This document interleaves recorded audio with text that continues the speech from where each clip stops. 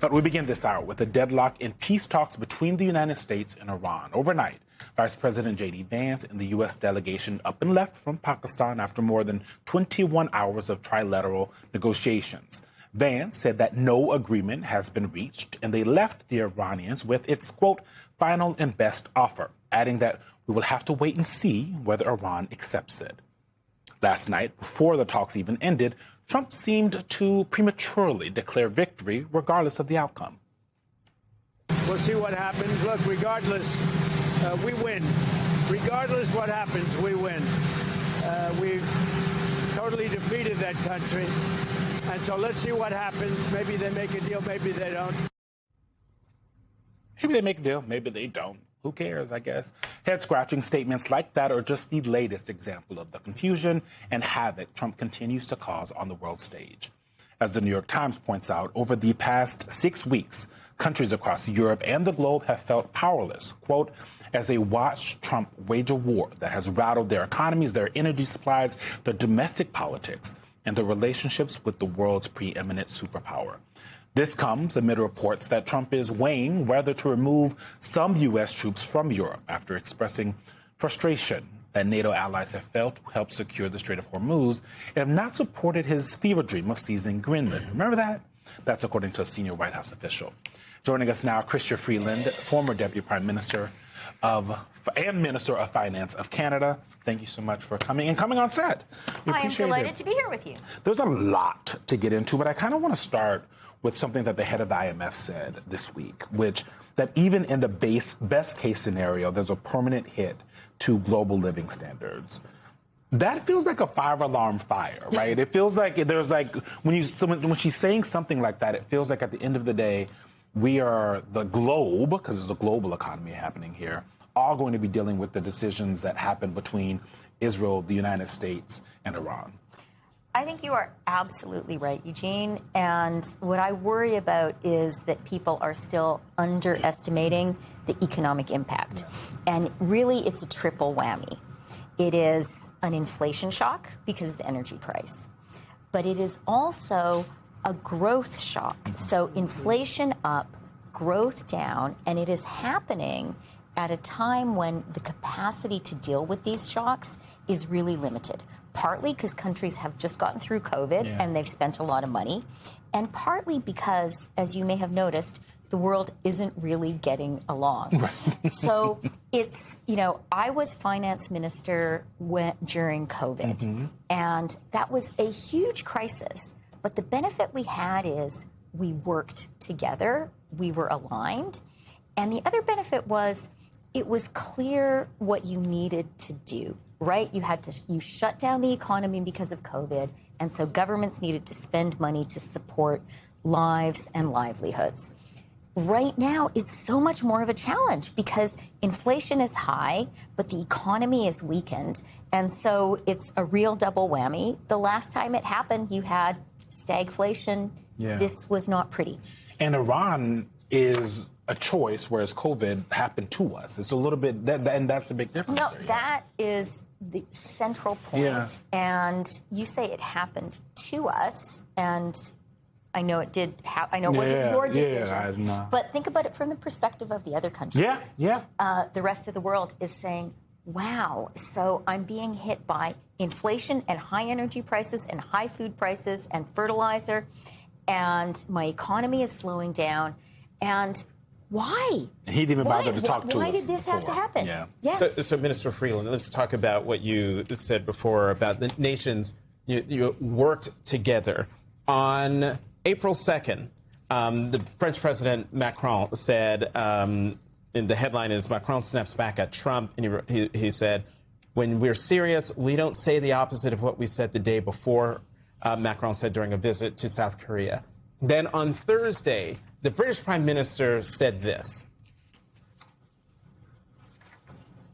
I'm fed up with the fact that families across the country see their bills go up and down on energy, businesses' bills go up and down on energy because of the actions of Putin or Trump across the world. And then yesterday, Canadian Prime Minister Mark Carney was addressing delegates at the 2026 Liberal National Convention, and he said the days of our military sending 70 cents of every dollar to the United States are over. I wanted to show those three things because I'm just wondering, has the United States lost the trust of the world?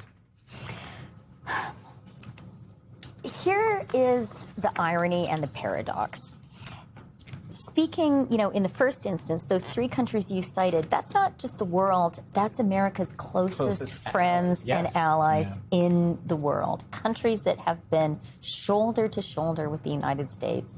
Countries like NATO has only invoked Article 5, the Mutual Defense Article, once, and that was 9/11, when all of your friends and allies, I remember in Canada, it was such a moment of outpouring of love for the United States. And the paradox and what is actually really painful for America's allies right now is we think America is great. We admire America for so many things. We see that you have been, since the Second World War, the city on the hill. And now you're behaving in ways that are very hard for us to understand. You humiliate and insult our leaders. You enter into reckless and unnecessary wars without consulting us, and then you go out and reprimand us for not snapping to attention and joining you in these reckless adventures that you never asked us about in the first place. So to me, it's actually an incredibly dangerous moment because I really worry about what happens to democracy in the world without U.S. leadership and without the trust of allies in the U.S. So I would just say to American friends, please get your act together. Really, we are happy to work with you. You have no idea the reserve of affection, of desire to work with the U.S., but you make it harder every single day. Yeah. I want to toggle to a different relationship, which is the U.S.-Israel relationship. That is a relationship that has frayed when you look at Canada after the war in Gaza, transitioning from what then Prime Minister Trudeau said, which was that Israel was a best friend, to, again, having now a bit more strain. But that's not what happened with the Trump administration and Netanyahu. And I'm wondering, not to just make this sort of a simplistic finger-pointing exercise, but how much blame does Israel take here when it comes to looking at the global economic impacts? I think that you've kind of raised a very complicated and important set of issues. And one of the things that I would say actually predates that, and I would say an issue that is, one of the fractures in the world right now. There's a fracture between the U.S. and its allies, but there's also a really big fracture between the global South and everybody else. And the war in Iran has exacerbated that fracture because, you heard Keir Starmer talking about high energy prices. That is painful for Europe. It is unbearable right now for Africa and for Asia. And one of the things that was very painful for me when I was Deputy Prime Minister was when Russia invaded Ukraine. I was really hopeful that the global South would rally to Ukraine's side because really it is a colonial war that Russia is waging. And I thought the global South would see that. But what I heard, especially after you saw the war in Gaza, is the global South saying, Western friends, you're kind of hypocritical. And I think that you're kind of hypocritical talking about human rights. Wow. And I think one of the fractures in the world that we really need to mend right now is with the global South. In a way, you could say a fight that's happening right now is between democracies and authoritarian regimes. And the deciders are going to be the countries of the global South. I am always team democracy.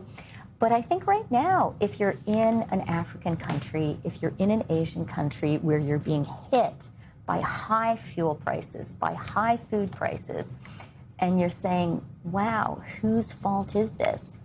It's harder and harder to see that values-driven democratic alliance as the countries who are on your side.